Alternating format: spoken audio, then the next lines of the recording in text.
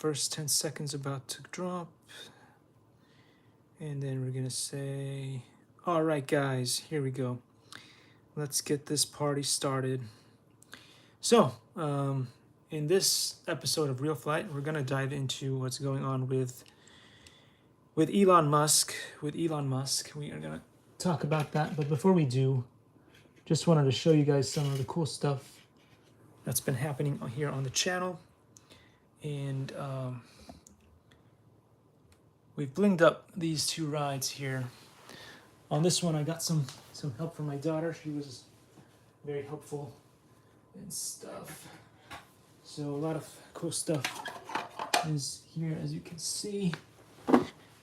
We've got this RC car here that's all ready to go. Unfortunately, this is not the right size to go on there, but it'd be cool if at some point we could get one that, you know, you could change out the body styles. You could have like a Toyota Supra on there. Some of the cool stuff that I 3D printed and designed, at the very least, the concept itself was designed by me. And some other artists helped out with the 3D modeling on these. Not saying that I couldn't have done it on my own, but it's just like when you have so many projects going and stuff, it's better to have a team, right? And this is one of those things that we want to talk about, is the elephant in the room, which is Elon Musk right now and what's going on with Twitter. Has he lost his mind? Is he just trolling people? Who knows? Who knows, right? But some of the things that we've learned is that, of course, one man can't do it all, right? One man can't do it all. So let's get this party started real quick and move some things out of the way. So all of these are going to be much easier now to see from the sky. So when we try to use the good old Hubsan Zeno Mini SE, which is an awesome, slightly more budget friendly than the latest and greatest DJI Mini 3, we'll be able to track these vehicles and do drifting and crawling and all that stuff. Some of the stuff I already started off with, and you guys have already seen it on the channel, so we're just going to continue doing a bunch of this stuff. Big shout out to Top Gear. They've been doing some really fun stuff. If you guys haven't seen the latest episodes, there's some really funny stuff, especially because they've created the Toyari. If you guys don't know what that is, it is a Toyota underneath, so the chassis is Toyota, but it runs with a Ferrari shell, which is really cool. Really cool, really cool. So somebody has put to fruition one of my dreams. One of the dreams that I've always had is, wouldn't it be cool if I could have a Toyota chassis so you could afford it and then put a Ferrari shell on it? Well, they did it on their show, and I thought that that is one of the coolest things ever. So anyway, there we got it. We're back here in Real Flight as is and as should be. And let's see, make sure everything is running correctly. We are running this off of Windows 7, as I said before. I've been working on creating partitions and trying to figure out, and even asked Steve. Steve also said he might be able to help out just in case I can't get it to run on the latest and greatest Surface Pro 7. So, wait, why is it so? The refresh rate on this monitor is obviously not as good as the latest and greatest Surface 7 from Microsoft, but yeah, for some reason it's giving me, it doesn't usually do that as much, but it is now, so I don't know. Come on, man. Stop flickering like that. Anywho, we'll do a little bit of flying and we'll talk about what's going on with Elon Musk and Twitter. And some people think that he's lost his mind and that you can't rely on him anymore, but I doubt that that is the case. The way that I'm going to explain this is, what do you give the wealthiest man in the world? Again, wealthiest, not necessarily richest. What what do you give him for Christmas, right? He's got everything. He's got everything. What do you give him?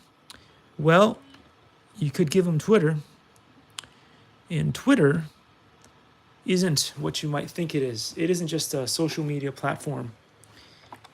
It is an incredible database of knowledge and dirt on pretty much every politician, every person who's ever said anything hateful and stuff. Because if you guys understand anything about legality, you will know that whatever is put down in written form, whether it is on paper, whether it is by email, whether it is on Twitter, it can be used against you in a court of law.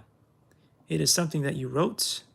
And again, if you weren't smart enough to put a hashtag comedy thing behind it or something, saying that it is just like snark, or you're just making a joke, whatever. If you just left it out there with nothing at all, then there's a good chance that you are liable for whatever you said on there. So it is very important to understand that someone like Elon Musk, who cannot become president because he was just not born in America, what else could he have that is an incredible and powerful tool at his disposal? Well, he could have dirt, skeletons, whatever you want to call it, in closet. They're not really in the closet because they're on Twitter. So things that people have said of influence that are on Twitter now could easily be weaponized. So yeah, you thought that the value of the company was the coding and the coders and all that stuff. That's child's play. That's peanuts. That's chump change compared to what he has bought himself by basically having all of that. And again, like if you as a user, like as somebody who's just using a platform, run some research and run a search engine on stuff, there's a lot of stuff that is on there that is not visible to the public. It's been pre-screened and all that stuff. When you are the owner of the platform, you can go in there and ask the coders that are still working on there, or even your own third-party coders, to go in there and peruse and see all the real stuff that is hidden behind the binary code. And then you can get all kinds of information that most people can't. Same thing like with your Bloomberg, right? Bloomberg, he has access to the platform, but he's, at least, I'm not sure if he still owns it or whatever, but when he did own it, if he still does own it, he also has that kind of power. And I did say this in the beginning, not in the beginning, a while back, I did say, you guys should stop bickering, politicians, left, right, up and down. Well, for the longest time, the conservatives did not have a platform to rebut, to say anything that they wanted on there. And for a very long time, big tech was silencing voices. Well, with Twitter now being the way that it is, that could all change. And that is not going to be something that is good. Maybe it is, maybe it isn't, I don't know. But if things got bad so far, they could get a whole lot worse now with... And basically, if the bickering doesn't stop between those two parties, it's going to be bad, because now the conservatives have a weapon, and it's not like a soft weapon, like, I don't know, Gab. What's the other one? Clout Hub or something like that, which is not very, or the latest and greatest one, that Truth Social, which is pretty much dead too. With something like Twitter, that kind of changes the whole balance of the situation. So it's going to be very interesting to see what happens. So why would someone like Elon Musk, who has so much to lose from getting into politics and stuff, buy something like Twitter? I mean, clearly, if you've guys seen some of the other platforms like TikTok that is more updated, and a bunch of other platforms, like even if you go with Instagram, for instance, is way more complicated coding wise and more advanced and all that stuff compared to something like Twitter. Twitter is just like, like something that a college kid could put together as their thesis project or something. That's how bad Twitter is. It's just really antiquated. So someone as smart as Elon is not going to buy, like, even his Clubhouse is more interesting from a coder's perspective on how it's built, and it probably works better too compared to Twitter. So the reason why he bought it was nothing to do with the coding, nothing to do with the coders that were working at it. It was all about the dirt and the power that this thing gives him. And so that is why. So if people thinking he's lost his mind, this is a big troll that he's doing on people, because people are just thinking, well, whoa, what was going on? Why would someone, so influential and who's done so much for the world with, the latest and greatest vehicles, the other companies that he's got, like SpaceX and stuff, why would he waste his time on something so ridiculous as Twitter? But you guys are not focusing. You don't have perspective, in the sense that you're not looking at what it means to be the owner of one of these platforms, and how much power does that give you to be the owner of Twitter? Which is why Jack Dorsey or whoever else owned it previously would have never let go of it, unless there had been a big power grab for it, and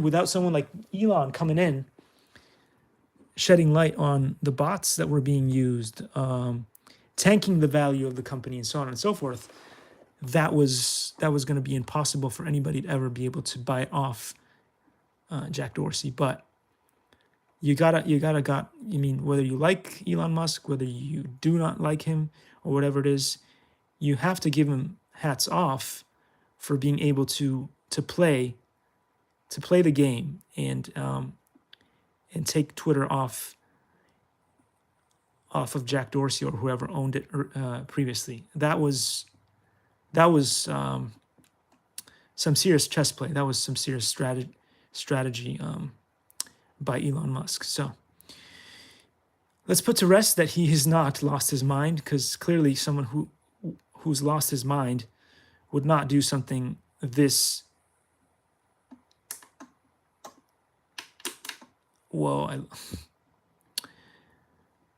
incredible. Whether you agree with it, whether you disagree with it, whether you think it's a horrible thing now because the power has shifted, but you can't really deny that having the having the dirt on so many politicians now is something that is not valuable. It is very valuable, especially if at some point he needs something done for one of his companies. Now he has leverage. He's got leverage that he can use against whichever politician he needs to bend in order to get what he wants. And because it's really hard to sometimes get things done if you're trying to do things legally within the bounds of the law. Some things just can't be done, and now that he has dirt, he has leverage. He can make a politician who is, for instance, corrupt and will not allow certain things to be done to do what should be done in order that his latest truck or his latest car or his latest development on SpaceX can be furthered. So anyway, I thought that that was a really interesting thing that he's done. A lot of the haters are going to be hating, and that's fine. But you guys don't know what you're talking about. And, well, I strongly doubt that someone like Elon is going to start losing his mind, and his companies are suddenly going to tank. I mean, very, very unlikely, very unlikely, very unlikely. He's still rather young. He's still got it together. So, I mean, if he was like in his 70s, 80s, perhaps, there's a pretty good chance that things could have been slipping, but he's still pretty young, so he may come off as incredibly childish in some of the things that he's doing, but I have a strong feeling that he is doing what is necessary to further whatever agenda he has. And hey, I don't know many other people who could have taken something like Twitter off of Jack Dorsey or whoever owned it earlier. That must be something that burns a lot. Again, a company that was failing for so many different reasons, monetarily, but the appearance was that it was the indestructible, indisputable, ever-winning, say liberal platform that could do no wrong, was taken down, and again, as I said before, whether you like Elon, whether you hate Elon, whatever, that's really not up for debate. It is what happened.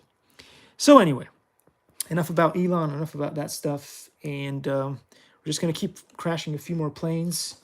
But I just wanted to put this out there so that people could get a little perspective on stuff.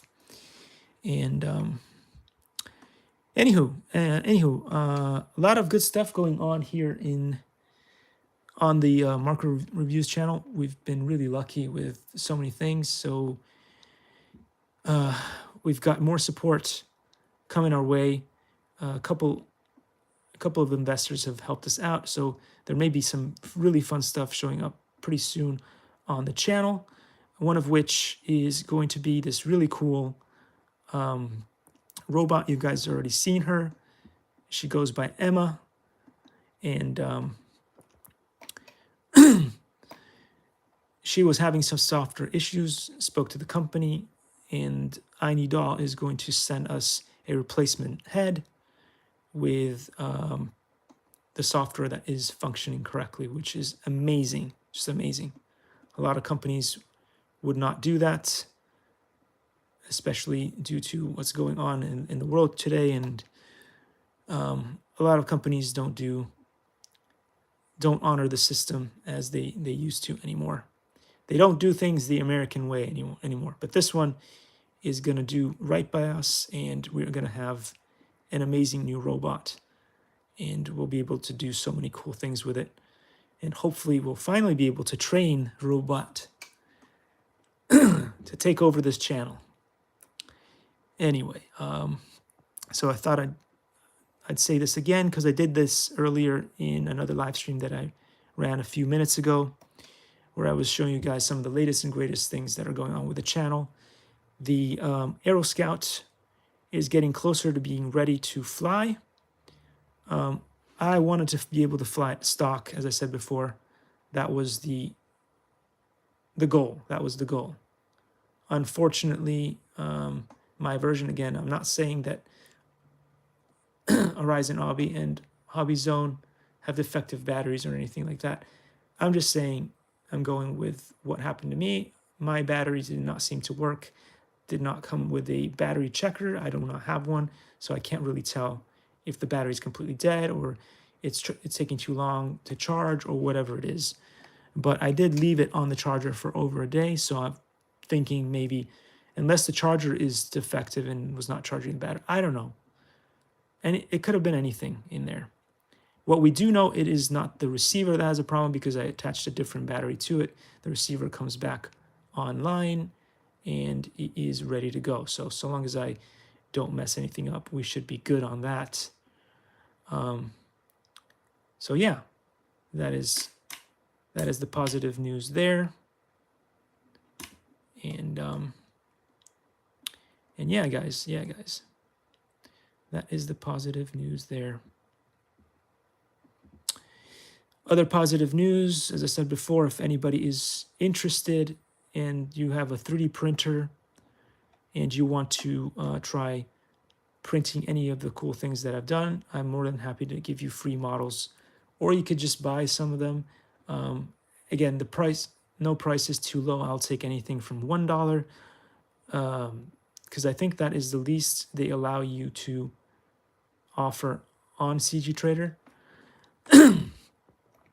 I will take anything from $1 all the way to whatever you feel is right. And so if you guys are willing to buy any of that stuff. But again, if you are somebody who has a 3D printer and you just want to 3D print one of my models and then do a video on it so that we can create a real community around this thing, that would be awesome. I've been trying to do that for years, and it just has not happened. Recently, one of the cool things that happened was one of my my old work buddies bought himself one of my 3D printers, one of my I want to say, not the plastic ones, the other one, the resin. Okay, resin printer, and he may do a fun video on that soon. But anyway, the 3D printer is no longer with me. You guys have seen it's no longer there. Hopefully we'll get a video from him where he shows you how he fixed it. It came with a broken screen, but I gave him a replacement screen, which the company Frozen was able to provide at no cost. So again, that's another fun and good company, Frozen. If you guys don't know about that company, it is a 3D printer company from which I bought my printer, and they're amazing in the sense that they were then able to send me a new screen. I didn't particularly want to or ever got around to doing that, so then one of my friends was like, hey, why don't you just give it to me? And so at a savings, of course, I sold it back to him, and hopefully soon we'll get something from him. That would be awesome.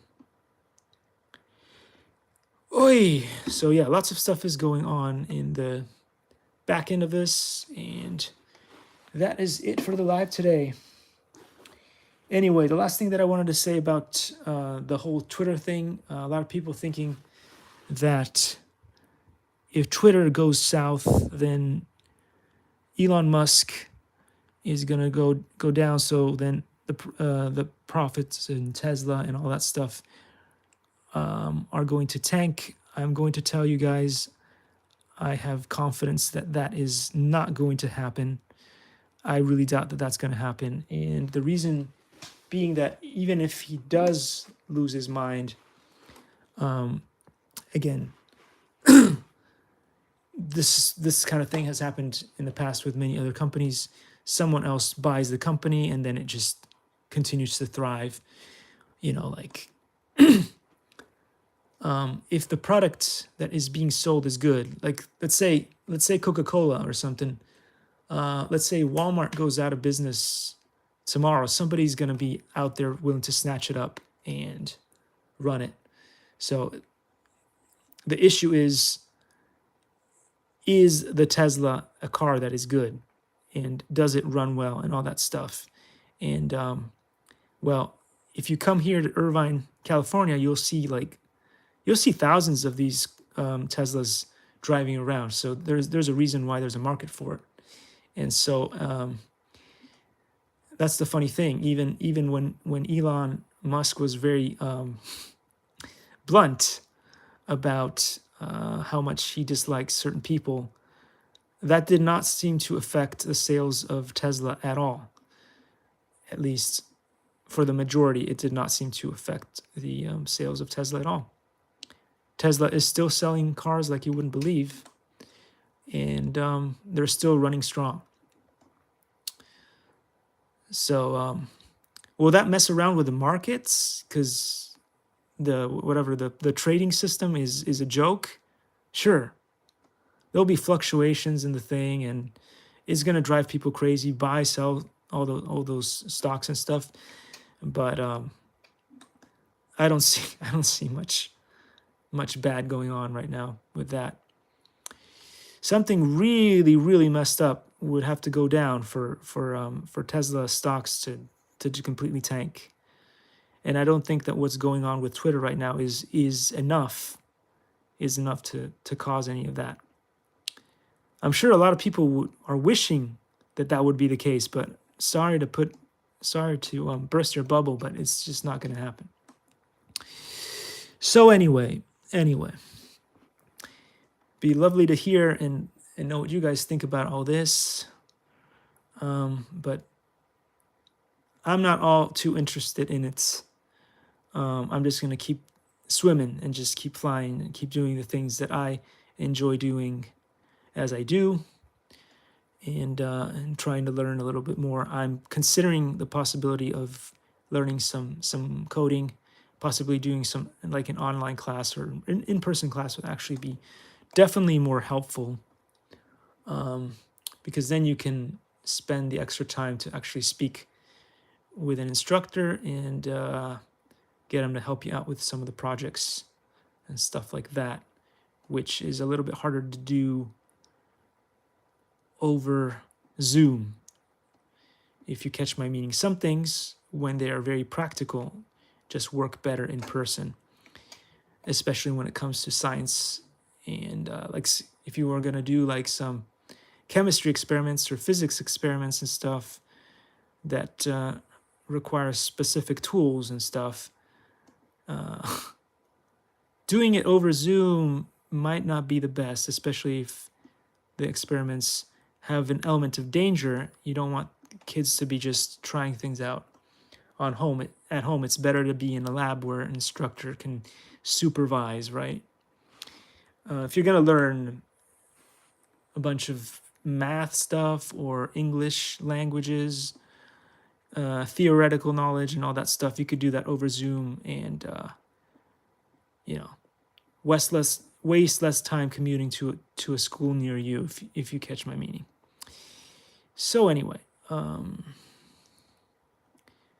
that's why I think that going forward there's going to be a hybrid system. And when I keep talking about the big fight of the what did I call it? Something, the battle of the Titans or whatever, between Elon Musk and Mark Zuckerberg. What's most likely going to happen is we're going to continue to live in a world where it is going to be a hybrid system where part of the stuff happens at home and part of the stuff happens in school. And of course, there's going to be issues with that, but also there is going to be people who are going to prefer just one way of working compared to the other one. But I think that the metaverse is coming. And a lot of people are actually going to enjoy the added benefit or the added value of not having to be in office and doing a whole lot of remote work. Because, let's face it, not everybody is equipped to thrive in an office environment. Not everybody gets to be the corporate guy that they wanted to be. So there we go. There we go. There is something for everyone now. Anyway, if you were DeSantis right now, and you were looking at the political spectrum and you saw that Trump was definitely running for office, then if I was DeSantis, I would not participate, because because let's face it, Donald Duck is the kind of guy that if you run against him, could make even the most amazing person, like even like Saint Mary, let's say Saint Mary, right? Very, very revered figure in religion, Mother Mary. Donald Duck could turn Mary into like the worst person in the world with his commentary and stuff, and could drag anybody who's trying to say like I'm gonna take the high road. Well, if you're going up against Donald Duck, forget about it. He's gonna drag you through the mud. So if I were DeSantis right now, who could possibly become president someday, and I noticed that Donald Duck is running, I would not run. Or at the very least, I would not run against him, because I'm not saying that he would lose, but he might lose respect for himself because of some of the things that he may have to do in order to beat Donald Duck.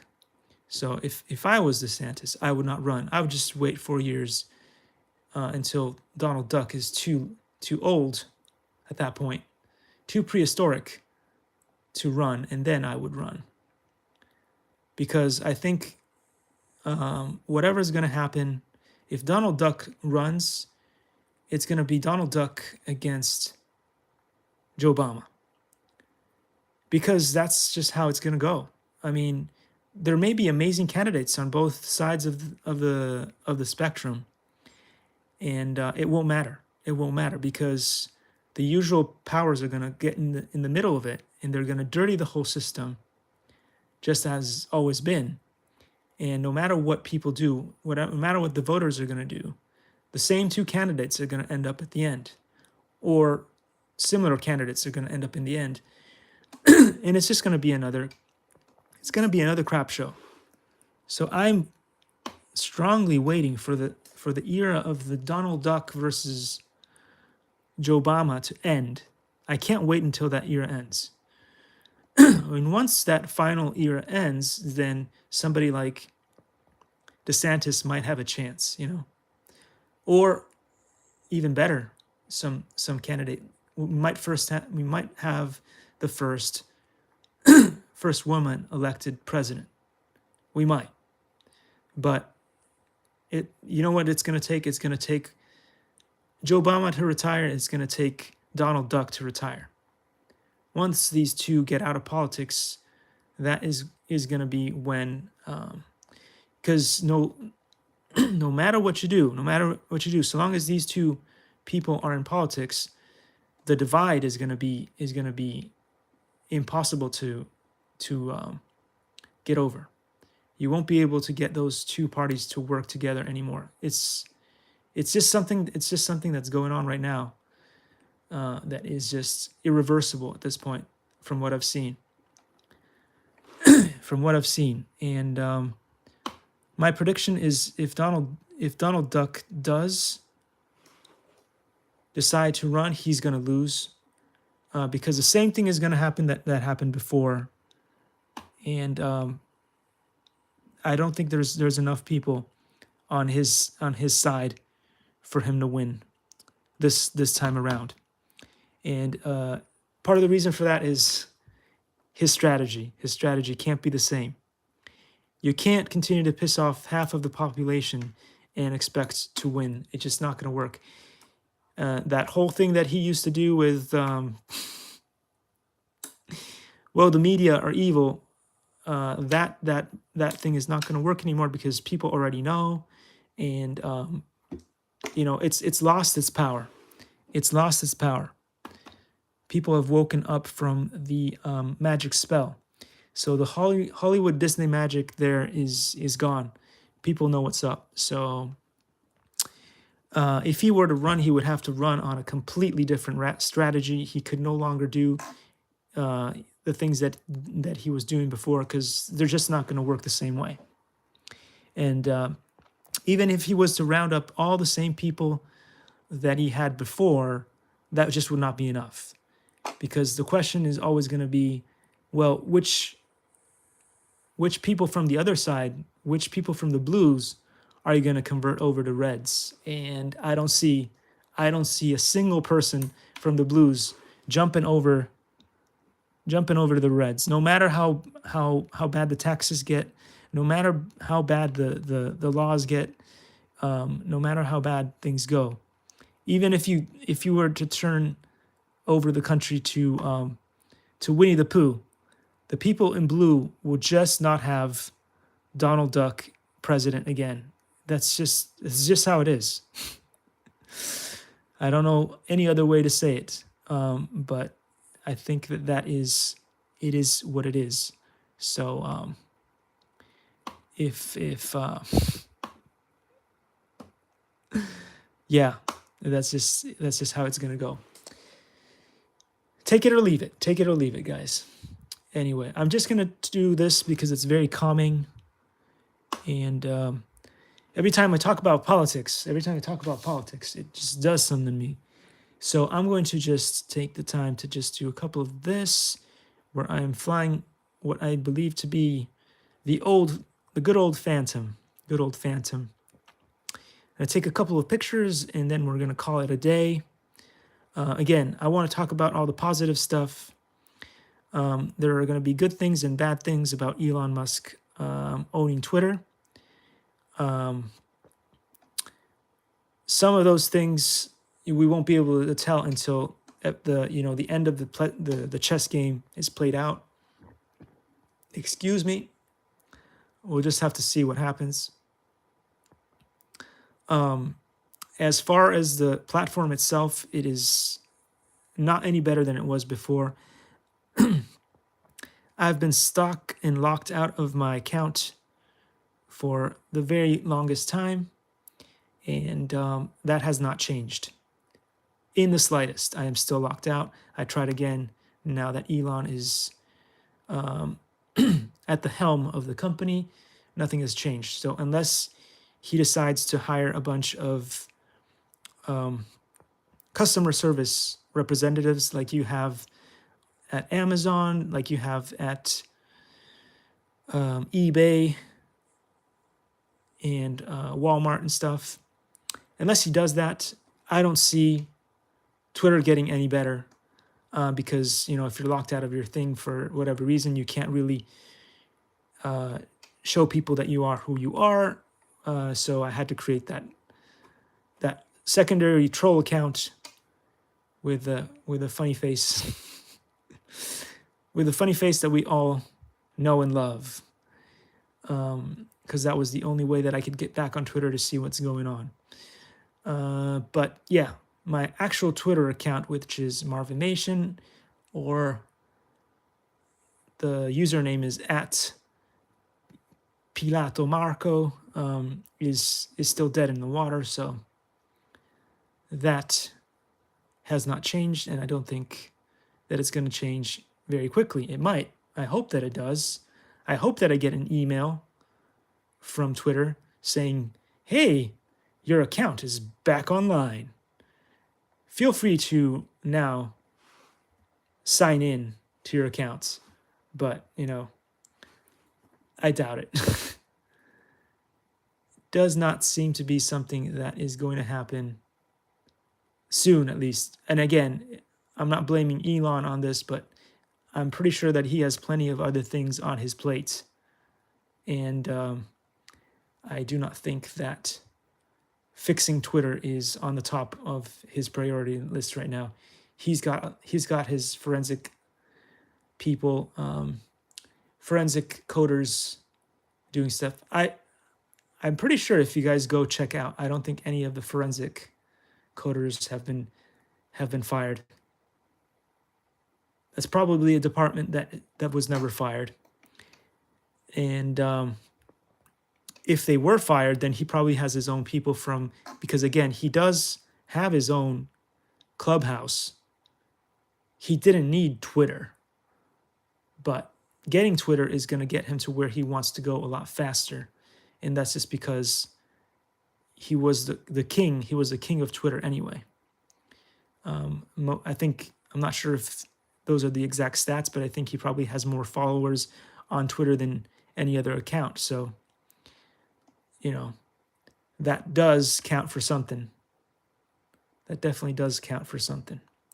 So anyway, that'll be interesting to see what happens with all that. I'm pretty sure that it's going to be a crap show for whoever is unfortunately working for Twitter right now. I do not... I would never want to be in that position because, you know, in the current situation that we're living right now, it's hard to get another job and you're stuck there and you could be liable for a whole crap show of stuff. So with that said, this thing has calmed me down. It is very calming, especially if you fly the Phantom. Phantom is another great drone. And I will see you guys in the next one. Hopefully with more stuff that is comedic. Not so much something like today, which was definitely not comedic, but just going through some of the things. Because a lot of people may be wondering if if Elon Musk lost his mind, if the elephant in the room lost his mind. But I can pretty much guarantee that he has not lost his mind, and that we'll see what happens. We'll see what happens. So with that, thanks for joining me on this little adventure, and I will see you all in the next one. Happy lunch. Take care, guys.